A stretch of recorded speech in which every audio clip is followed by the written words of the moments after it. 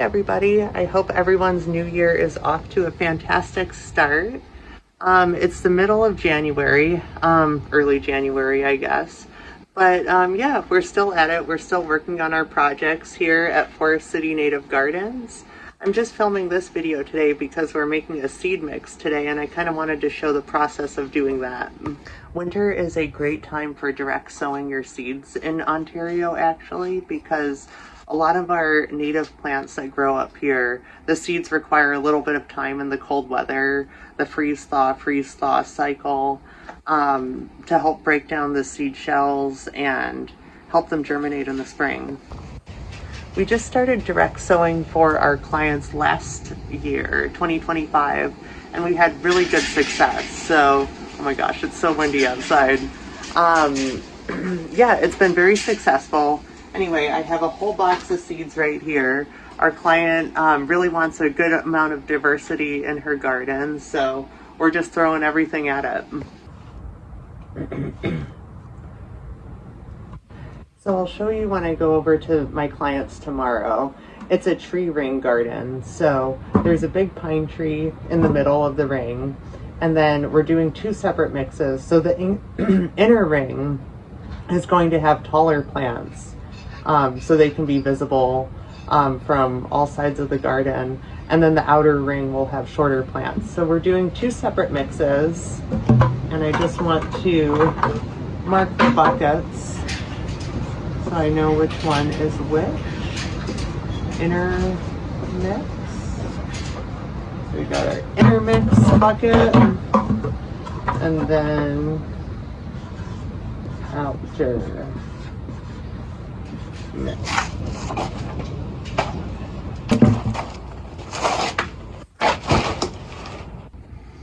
All right, substrate is ready to go. Time to make some mixes.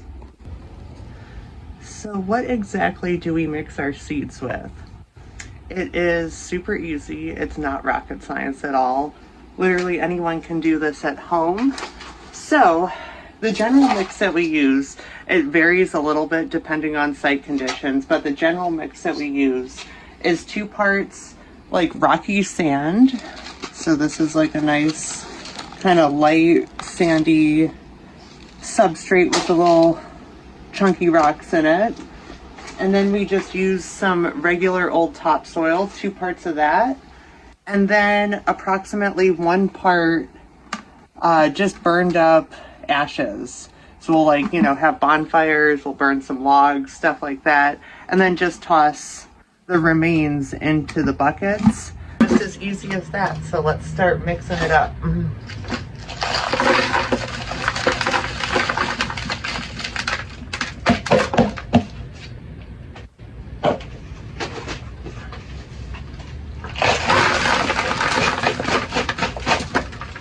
Good.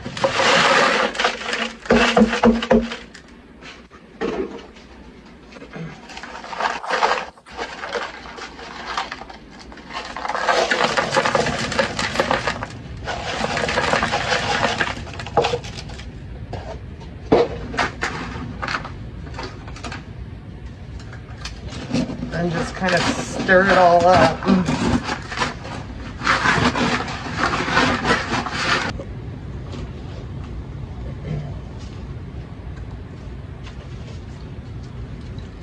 Alrighty, now that our substrate has been all mixed up, we can start mixing in the seeds. So, we got the inner mix here. So this is where the taller stuff is gonna go. And just toss a lot in. Have fun with it. So these are woodland sunflowers. These are perennial sunflowers to Ontario. And they grow nice and tall. So these are going in the inner mix for sure.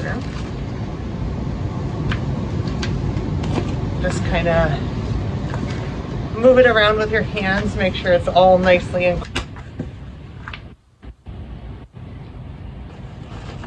So yeah, just keep stirring it up to make sure it's nice and evenly mixed. Next up for our tall mix, We have some gray-headed coneflowers. These get pretty tall. These are nice plants. They really add like a nice kind of prairie look to the garden. It just kind of looks like the classic prairie flower. I believe they're also called yellow coneflower.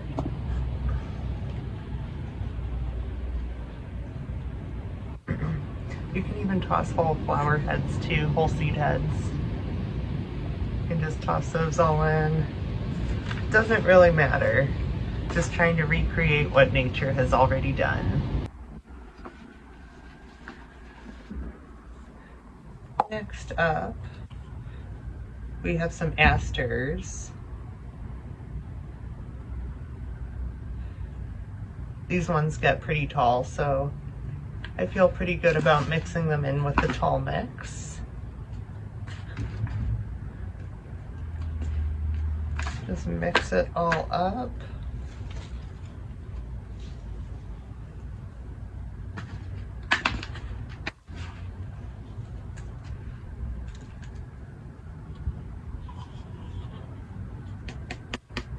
Alrighty, so we got the first mix done, our tall mix, which will go on the inner ring of the garden, like I said.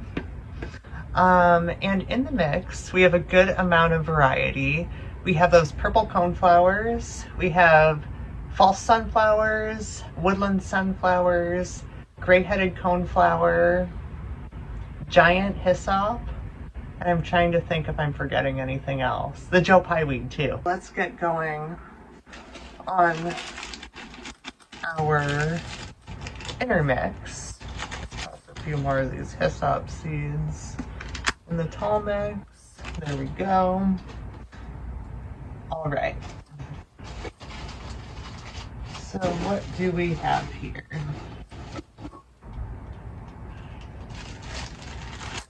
These are some aster seeds. These ones are cool. These are the, I believe they're the sky blue asters. Yeah, sky blue. But these are really nice. Asters are really great because most of them flower in their first year and they're also perennial, so that's a great bonus. Next up, we got some black-eyed Susan seeds. These are fantastic. They flower in their first year. They have such a high germination rate. Hello, it is a new day. I have my seed mixes in tow, and I've arrived at my client's house, and we're ready to go start seeding. This tree ring used to just be entirely covered in English ivy. There's just a little bit remaining climbing the tree, which I've clipped. I don't pull it off the trees because I don't want to damage the bark or anything, make it more susceptible to fungal infections. So yeah, just waiting for the English ivy to die off. But in the meantime, I can start seeding. So like I said, the game plan is to toss the intermix within the first little ring around the garden, around the tree I mean. And that will have our taller stuff, our sunflowers, Joe Pye weeds, etc., etc. And then the outer mix will be our shorter stuff. And yeah, just trying to create like a dynamic visual field for this garden. But yeah, super simple. Just grab some handfuls. Spread it evenly across the ground. Make sure you get a good coating. Cover it up nicely. And this is perfect because it's supposed to rain this afternoon, which means the seeds will be all moist and perfect and ready to go. Alrighty, I tossed our seed mixes down. I slightly underestimated the amount of space that this garden is. It's been a while since I've been over here, but I'll need to go back and make another couple buckets full just to fill out the rest of the ring and everything. But yeah, looking pretty good. We're getting good coverage And yeah, I can't wait to see what this looks like in the spring and summer.